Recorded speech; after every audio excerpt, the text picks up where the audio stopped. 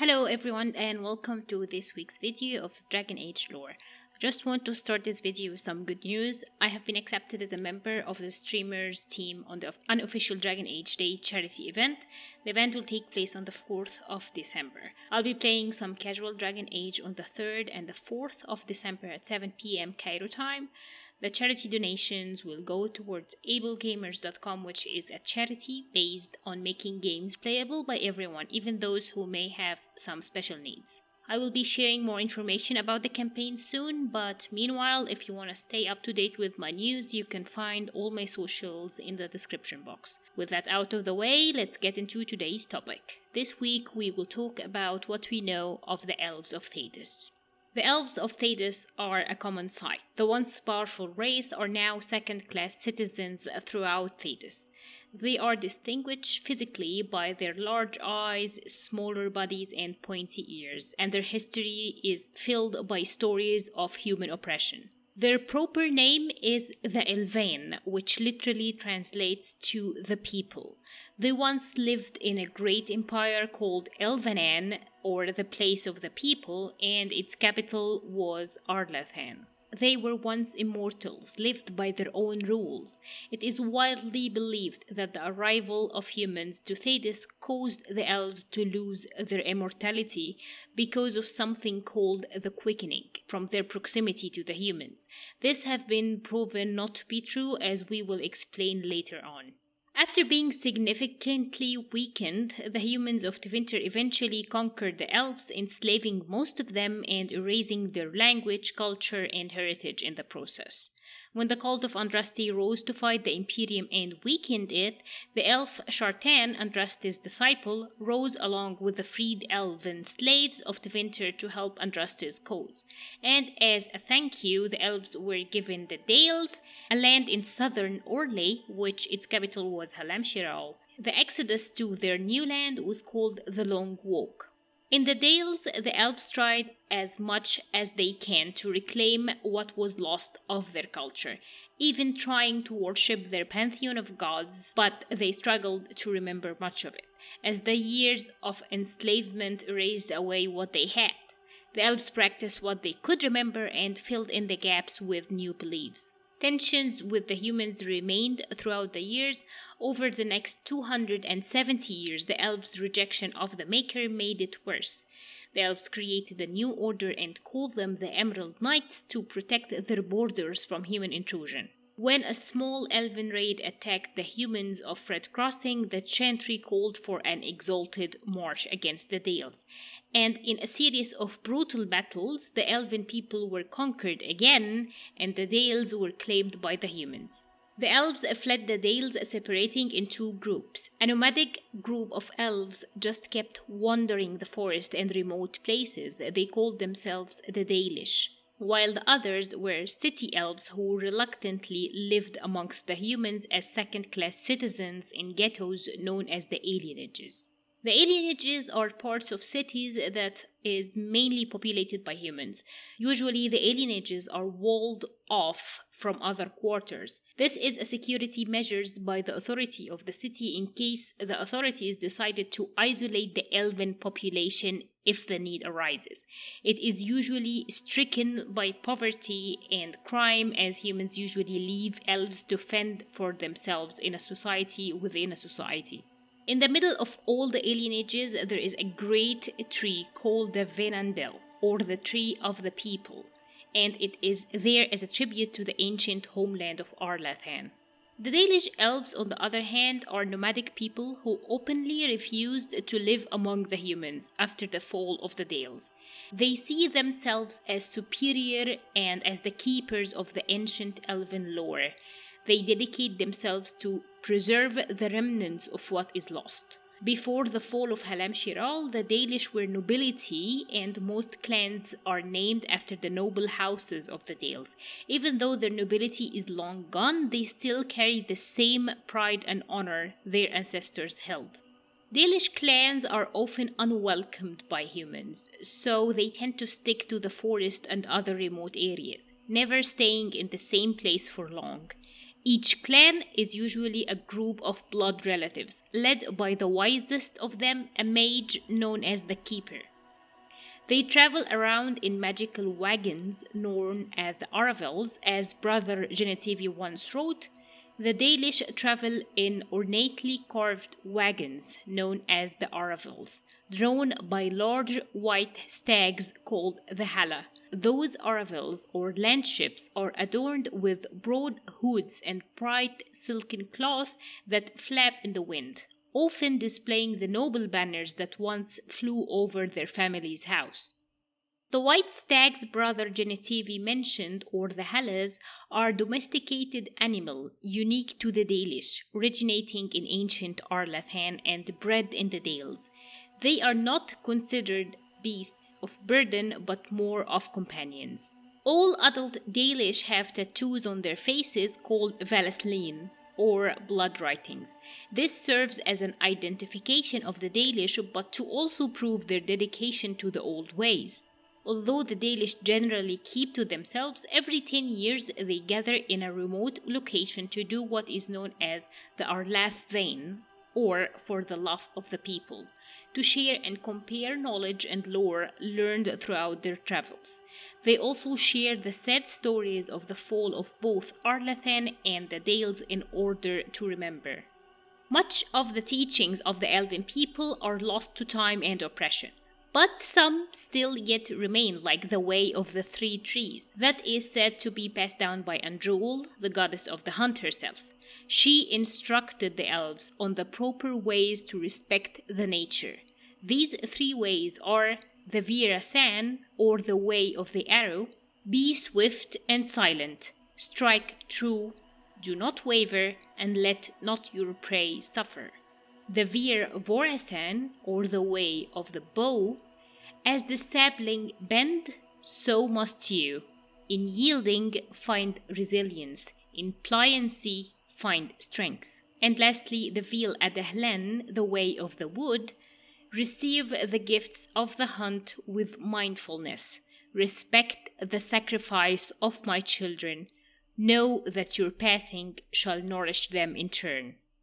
As stated in my previous non-human religions of Thedas video, the Elven Pantheon of God consists of 9 deities. Mithal, the Old Mother, along with Elgranan, the Old Father, Falandine, Derthamine, Androl, Cialis, June, Gilanan, and Fenharel. Please be aware that the next part will contain major spoilers for the base game of Dragon Age Inquisition and the Trespasser DLC, so you have been warned. According to Solus, who is revealed later in the game to be Fenharel himself, the elven deities were not really gods, but some very powerful ancient mages or spirits or something else, and not as god in the literal sense like the Maker, for example. They have some deep and powerful connection to the faith that allowed them to connect with the elven people throughout some rituals. They warred against themselves and had some conflicts. They constructed temples of worship and had guards who wore ancient elven armor specifically made for them. Although one of these armor can be found by your Grey Warden throughout the events of Dragon Age Origins, it is unknown how or from what metal this armor was constructed from. Current elves think that the arrival of humans is what caused them to lose their immortality, but this was discredited by Solus when he said that when he created the veil, he actually caused the elves to lose their immortality. How the Evanurus, or the Elven Pantheon of Gods, came to power is unknown, but we only have Solus' account on the event, so let's take them with a little bit of grain of salt. He claims that the gods were first generals of wars, heroes of a long-forgotten war, then they became kings or tyrants who hoarded and abused power, then respected elders, and then eventually gods. They used the Valasleen as a brand to mark their slaves. No one could stop them, but eventually Solus or Fenharel concocted a plan to overthrow them. He set the plan in motion when they went overboard and killed Mithal, a crime which, in his words, a punishment for eternity seems fitting. Now let's talk more about the Evanurus one by one, starting with Elgranan. He is the god of vengeance, the All-Father, eldest of the Sun, who overthrew his own father. He represents fatherhood and leads the pantheon with Mithal, the All-Mother. According to the Dalish legends, he was the first, born of the sun and the earth. The sun eventually grew jealous of how he favored the earth more, so the sun burned them to ashes. And as a payback, Elgaranen threw the sun from the sky and buried it in the abyss. The Dalish also believed that some of the sun's heat remained and gave birth to the hot springs in the dales. They call such springs the pools of the sun. Eventually, Mithal intervened, and with her help, Elgaranen restored the sun to its position in the sky, with the condition that it will hide each night.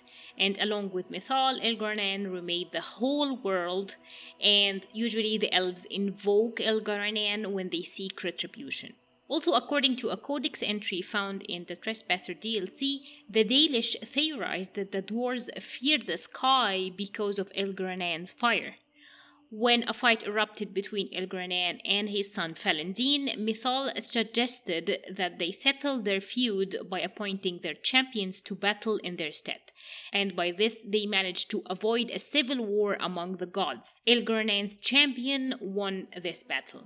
The second Evanuris is Mithal, the All-Mother, goddess of justice, the other side of vengeance, All-Mother, the protector of the people, and the goddess of love.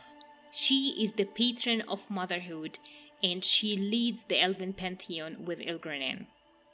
According to the Dalish lore, Mithal was born from the sea. When Elgaranen went crazy with vengeance and threw the sun away, she was able to calm him and help him ease his anger. After the sun was restored to its former status, she created the moon to replace the sun during the nights. The Dalish invoke Mithal's name when they want protection.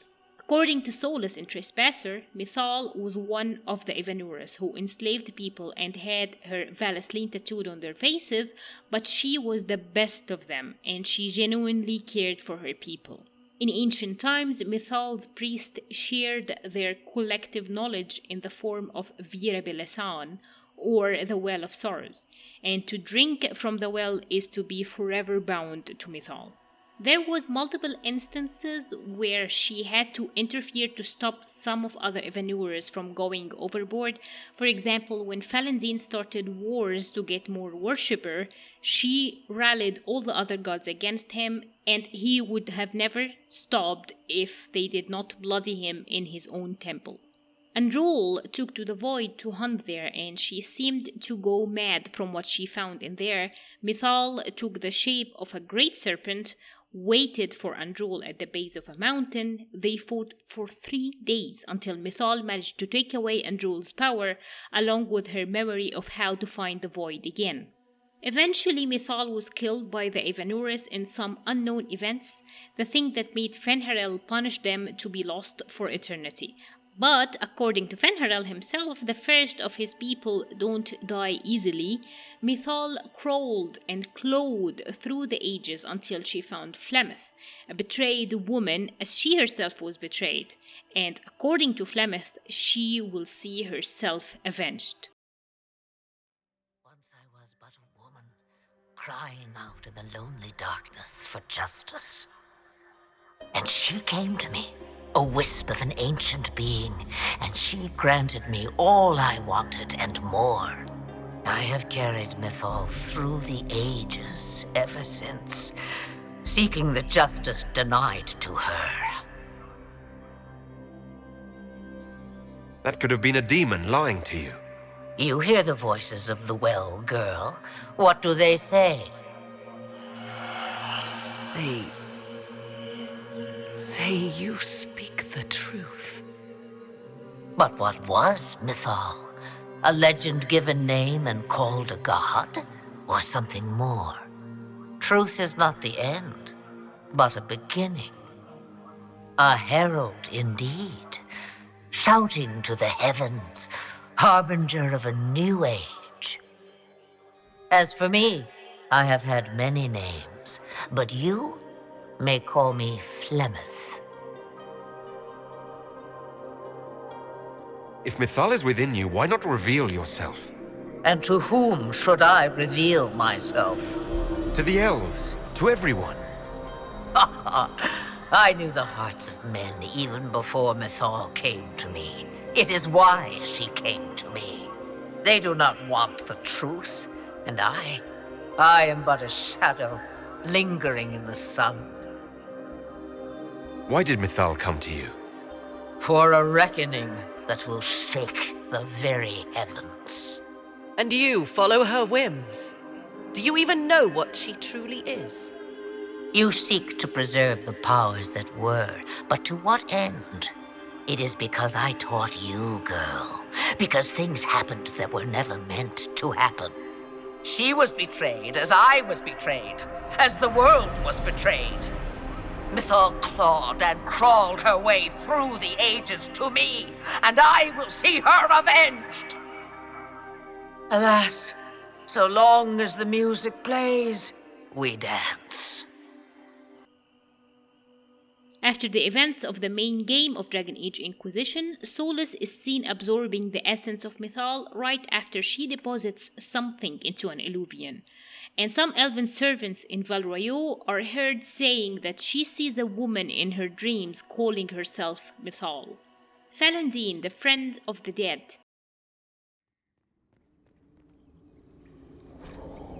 Who is this meant to be?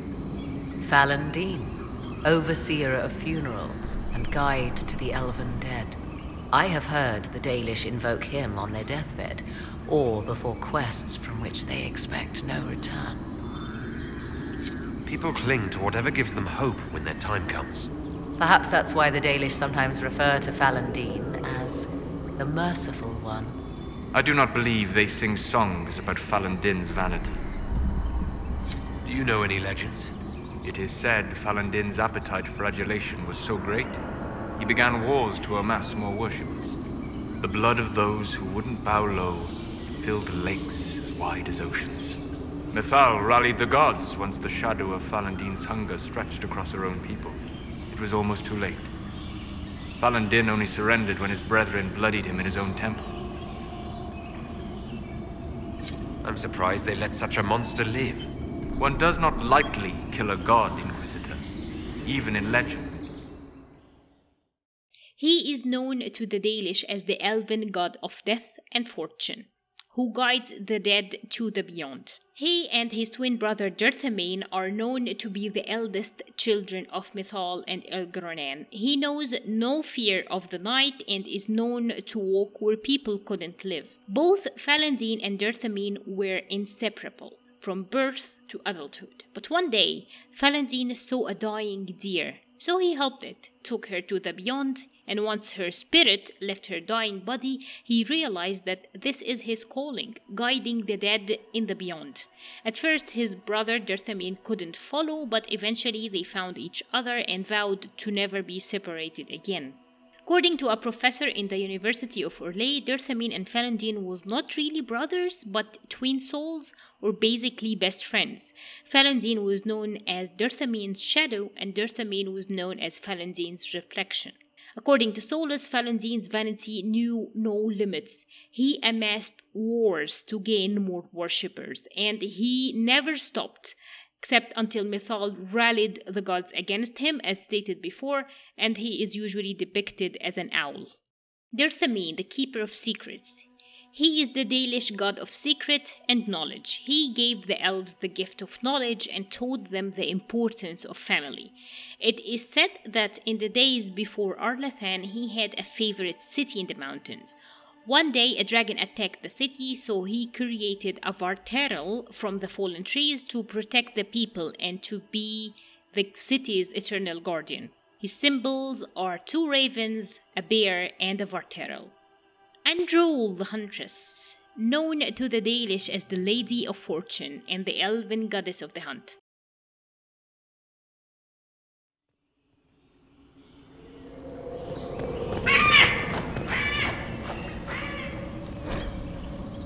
What's this? I believe we are in the presence of the elven goddess Andrul, Lady of the Hunt. Or a goddess of sacrifice, according to some. Truly? I wonder if that is why Ondrul's patron animal is the hare. 'Tis said the Dalish invoke her before a chase, especially if they happen to be stalking humans. Humans clash with elves all the time. There's blood on both sides. I do not favor either. One hears things in an Orlesian court. Many Orlesian commanders consider skirmishes against the Dalish excellent sport. She is the creator of the Vir Tanandal, or the Way of the Three Trees, which can be summarized in "Together we are stronger than alone." She looked over the forest animals and told the elves to respect them. She took Gillinan as her chosen, transformed her into the first Hala, and raised her to the godly rank. During the events of the book The Masked Empire, Felasan tells the story of how Andrul confronted one of the Forgotten Ones over the right to punish Fenharel, but the Dread Wolf eventually tricked both of them and escaped. The story reads as follows. In the story, Fenharel was captured by the hunting goddess Andrul. He had angered her by hunting the Hala without her blessing, and she tied him to a tree and declared that he would have to serve her in bed for a year and a day to pay her back. But as she made camp that night, the dark god Anaris found them, and Anaris swore that he would kill Fenharel for crimes against the Forgotten Ones. Andrul and Anaris decided that they would duel for the right to claim Fenharel. He called out to Anaris during the fight and told him of a flaw in Andrul's armor just above the hip, and Anaris stabbed Andrul in the side, and she fell. Then Fenharel told Anaris that he owed the Dreadwolf for the victory and ought to get his freedom. Anaris was so affronted by Fenharel's audacity that he turned and shouted insults at the prisoner. And so he did not see Andrul, injured but alive, rise behind him and attack with her great bow. Anaris fell with a golden arrow in his back, badly injured, and while both gods slumbered to heal their wounds, Fenharel chewed through his ropes and escaped. We learn later throughout Inquisition that Andrul was in fact a hunter, but she made great and terrible weapons. A weapon made of a gathered storm and the screams of the south winds, or a golden spear made of unbearable heat gathered from the stars. She also hunted mortals as much as she hunted animals. She was known as the goddess of sacrifice. Her love for the hunt made her stalk the Forgotten Ones and the realms known as the Void, but the more she went to the Void, the more crazy she got. She created armor and weapons of the darkness and brought plague upon her lands, but eventually, as said before, Mythal interfered and made her forget her way back to the Void. Her sacred animal is the hare and the hawk. Gillinan, the mother of the Hala, and the Dalish goddess of guide and navigation. She was a huntress from the people, a beautiful white snowy-haired elf, and as graceful as a gazelle. One day, while hunting, she came across a hunter who struck down a hawk through the heart with an arrow. She was enraged as the hawk was sacred to Andrul. She asked the hunter to make an offering to Andrul in exchange for the life he took, but he refused. Then she cursed him and he was never able to hunt again. Eventually he wanted vengeance against Gillinan, found her on a hunt once and lured her away from her sisters by acting like he was regretful and wanted the curse undone. She believed him and went to help him make the offer to Andrul, but he bound her and blinded her. But because of the curse he couldn't kill her. Instead, he left her for dead in the forest. She prayed and prayed until Andrul finally sent the hares to chew away her binding, but she was too weak to flee. So Andrul turned her into the first Hala. She ran back to her sisters, and eventually Andrul took Gillinan by her side and raised her to the godly rank. According to the inscriptions in the Temple of Mythal, Gillinan created giant monsters and beasts that covered the sky, water, and land. She killed them all eventually, but left the monsters of the air, some deep-sea creatures, and the Hala. Her animal, of course, is the Hala. Selaise the Hearthkeeper, the Dalish goddess of all domestic arts. In her youth, she stayed at home making art while Androl hunted. She gave the elves fire and taught them how to use herbs and magic for healing, and how to weave rope and thread. Her path is called the Viratishan, or the Way of the Peace. June, the god of crafts.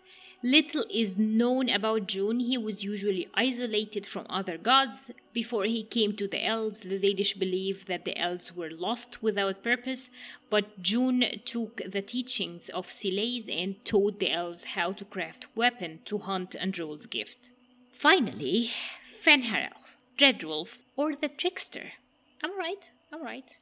Just please be aware that the coming part have some major spoilers for Dragon Age Inquisition and Trespasser DLC, and I will try to skirt around spoilers from the Winter Nights book as well. Fenharel, or the Dreadwolf, is the Dalish god of betrayal and rebellion, known as a friend to both the creators, or the good elven gods, and the forgotten ones, the evil gods. His betrayal, also known as the Great Betrayal, was done by telling each faction of gods to go to their realms while he works on a truce between them to stop the upcoming war. The creators went into the beyond, the forgotten ones went into the abyss. That is when Fenharel locked each faction in their respective realm. The Dalish believe that Fenharel, or the Dreadwolf, spent centuries afterwards in a corner of the Fade, hugging himself and giggling in glee. Also, the Dalish consider Fenharel an evil god. In the past, he was asked by the elves for help, and he would always do help, but for a price. His methods were always strange and unorthodox, but after the fall of Arlathan, he fell out of favor with the elves. Statues of him are erected in each clan, but they always face outwards, away from the people. His name is invoked in multiple scenarios. To express frustration towards certain events, someone would go, "By the Dread Wolf." To demand the fall of an enemy, someone may go, "May the Dread Wolf take you," and as a farewell, "May the Dread Wolf never find your scent." He is, understandably, the only elven god that doesn't have a Valasleen of his own. The more you play Dragon Age Inquisition and read the books, the more you realize that the Dreadwolf is not evil as much as he is clever and anti-hero. For example, during the Temple of Mythal, we realize that he may have been the god of rebellion and not the god of deception, as the word Harel is taken from the Elvish word Harilen, which literally means opposition. Also, the ancient sentinel Abelias states that Fenharel was not responsible for the death of Mythal, one of many crimes that he is historically accused of. Fenharel, that is revealed to be our companion Solus, has given his elven orb to Corypheus so that he can unlock its powers, which will help Solus correct his past mistake of creating the veil, as he created it in order to seal the Evanuris and punish them for the murder of Mythal. But in doing so, he actually unintentionally hurt the elves, when all he hoped for is to free them from slavery and oppression.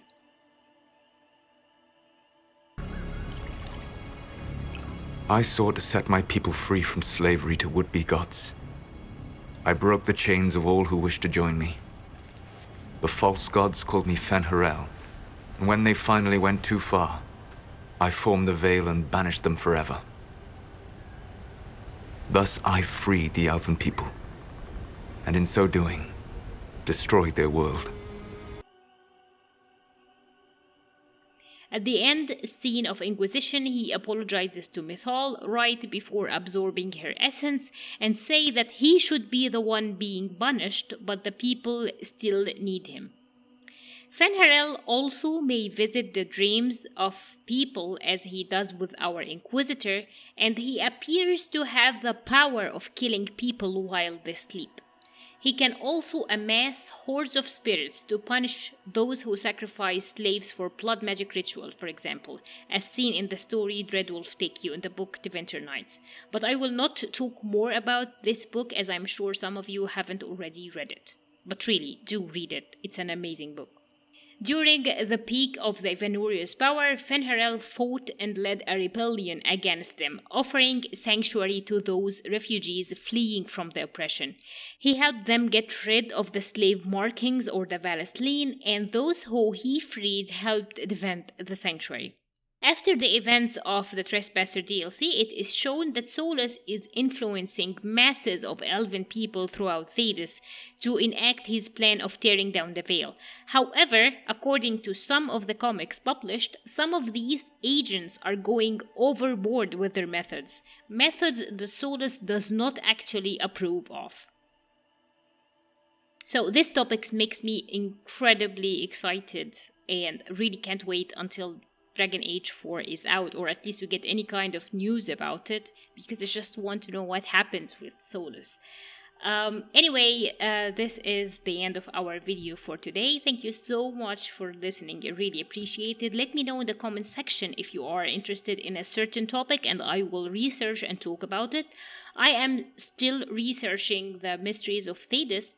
So far I came up with the scaled ones and the forgotten ones, but I think there are some other mysteries that I will be looking forward to research them as well. As I said, let me know in the comment section if you prefer a certain topic, and thank you so much. See you next week. Goodbye.